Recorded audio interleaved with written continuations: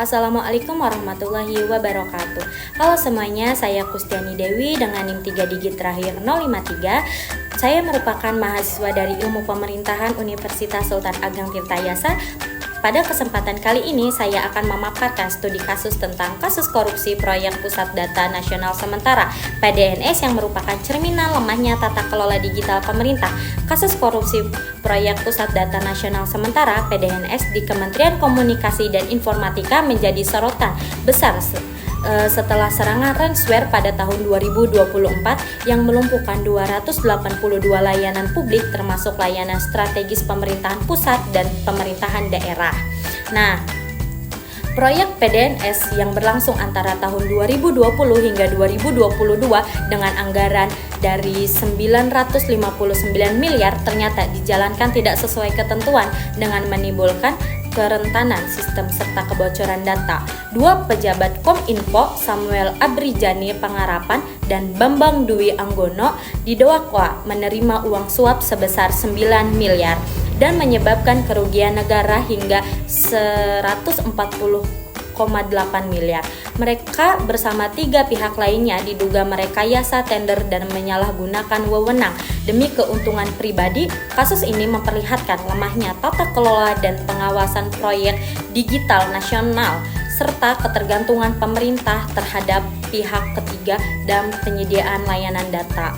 Nah, akibatnya kepercayaan publik terhadap integritas sistem digital pemerintahan menurun drastis. Dari sisi teori, korupsi muncul akibat lemahnya kontrol internal, konflik kepentingan, dan pengadaan yang tidak transparan. Undang-Undang Keterbukaan Informasi Publik serta Perpres nomor 95 tahun 2018 tentang sistem pemerintahan berbasis elektronik seharusnya menjadi dasar untuk menjamin ketransparan dan akuntabilitas. Nah, namun pelaksananya masih lemah. Secara kronologis, proyek ini dimenangkan oleh PT Aplikanusa Lintasarta melalui tender yang direkayasa. Sistem yang seharusnya membangun pusat data nasional permanen malah dijadikan dengan skema sewa cloud, menyalahi aturan dan meningkatkan risiko keamanan data nasional. Kasus PDNS menunjukkan bahwa penyalahgunaan kekuasaan dan lemahnya pengawasan dapat mengancam proyek strategis negara dan menghambat transformasi digital Indonesia. Nah, kesimpulan dari kasus tersebut yaitu kasus PDNS mencerminkan korupsi sistematik dalam proyek publik terutama di sektor teknologi informasi dan kerugian besar. Rusaknya kepercayaan publik terhadap tergantung layanan digital menjadi bukti bahwa transparansi dan akuntabilitas adalah kunci utama dalam setiap proyek pemerintah. Nah, rekomendasi dan solusinya adalah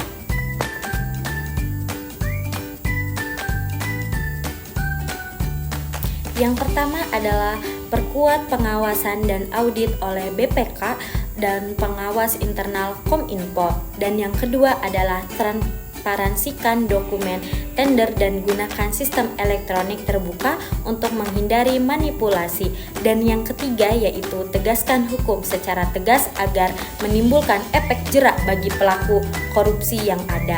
Dan yang keempat, bangun infrastruktur data nasional mandiri sesuai amanat Perpres nomor 95 tahun 2018. Dan yang kelima, berikan pelatihan etika dan manajemen proyek bagi pejabat publik untuk memperkuat integritas dan profesionalitas. Kasus PDNS menjadi pelajaran penting bahwa digitalisasi tanpa integritas hanya akan membuka peluang baru korupsi. Pengawasan yang kuat, regulasi yang tegas, dan pejabat yang berintegritas adalah kunci menuju pemerintahan digital yang bersih dan terpercaya. Sekian dari saya. Wassalamualaikum warahmatullahi wabarakatuh.